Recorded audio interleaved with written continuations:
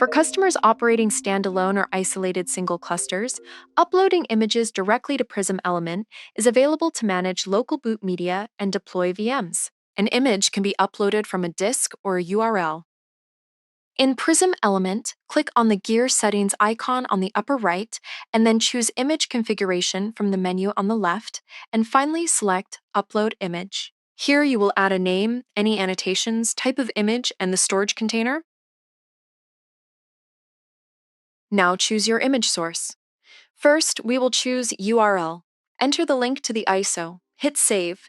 Your image will upload and appear here. Back to Create Image, we can do the same procedure by uploading from a disk.